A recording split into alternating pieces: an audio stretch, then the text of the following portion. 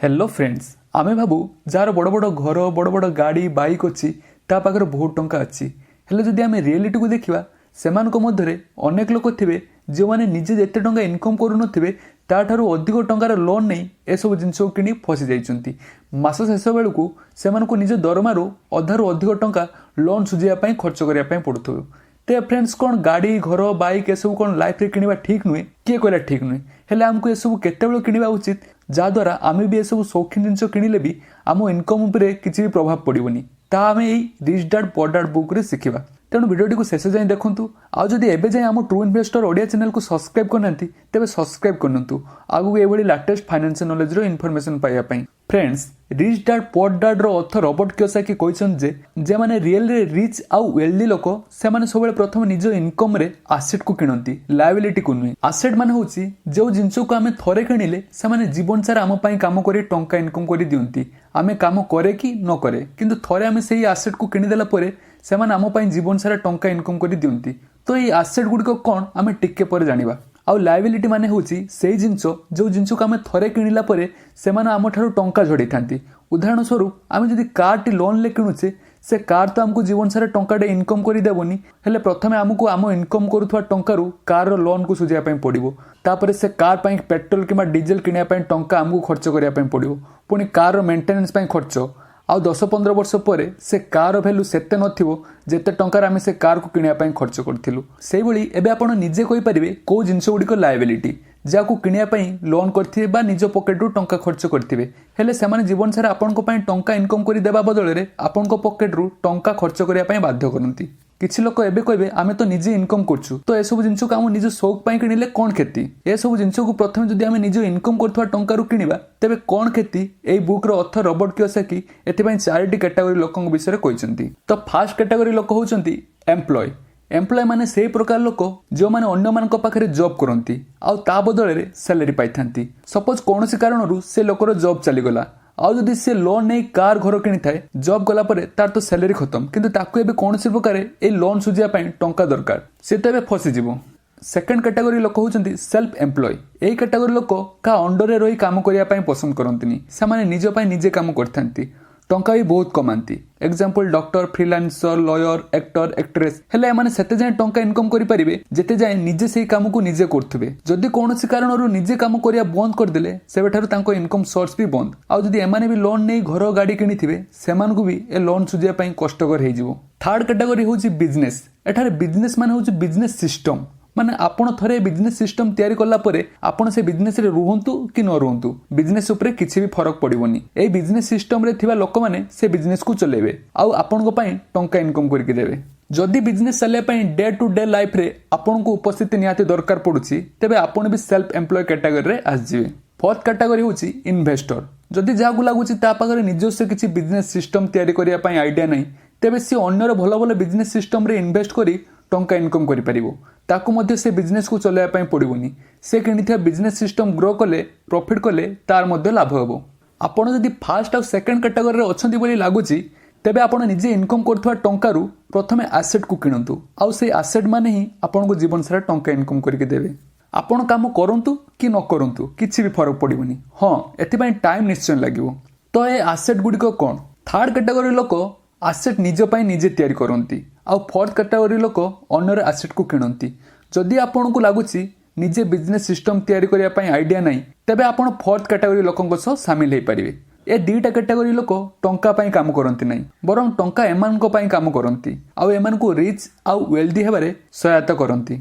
तो जेते सब विश्वर रिच आउ वेल्दी लोक अछंती से माने ए थर्ड आउ फोर्थ कैटेगरी रे अछंती। तो ए फोर्थ कैटेगरी लोक निज इनकम रे फर्स्ट ए एसेट को किनंती। तो ए एसेट गुडी को होउची फर्स्ट गवर्नमेंट आउ कॉर्पोरेट बॉन्ड। बॉन्ड कहले गोटे प्रकार लोन।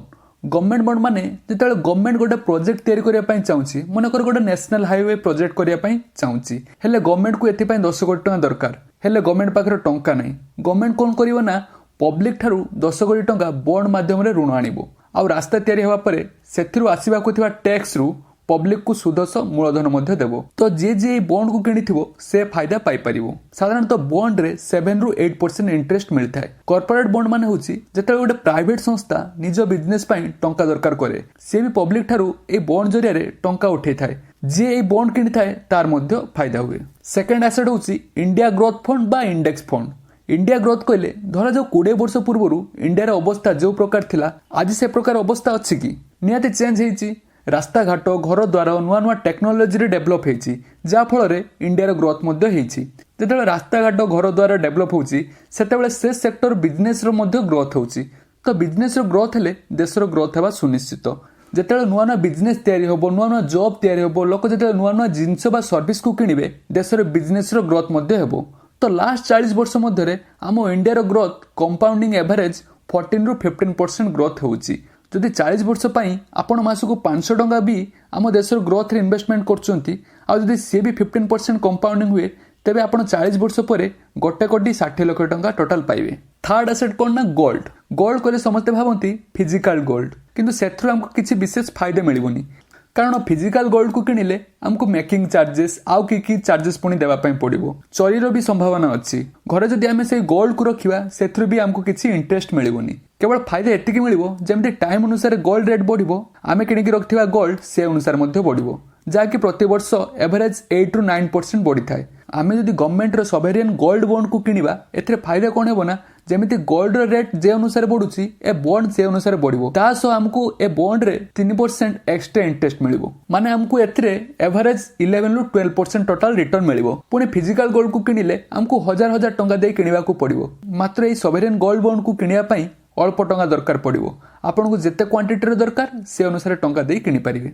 एबे आसन जानिबा 4 नंबर एसेट कोन रियल एस्टेट आउ लैंड। जदि रियल एस्टेट बा लैंड को किनिबे एथरे हमको रेंट मिलिबो आउ टाइम अनुसार मध्य ए प्रॉपर्टी रो वैल्यू मध्य बढ़िबो। हेले हमको एहा भी जानिया पई पड़िबो जे आमे से प्रॉपर्टी को केते दाम दि आमे किनुचे। फिफ्थ एसेट कोन ना स्टॉक्स। स्टॉक ना धरले किछि लोक या जुआ बोली भाबंती। जुआ सेमान को पई जो माने स्टॉक मार्केट को से नजर रे देखंती आउ राताराती टंका इनकम करिया पई चाहंती। गोटे स्टॉक कहले या गोटे कंपनी रो ओनरशिप बा शेयर अटे।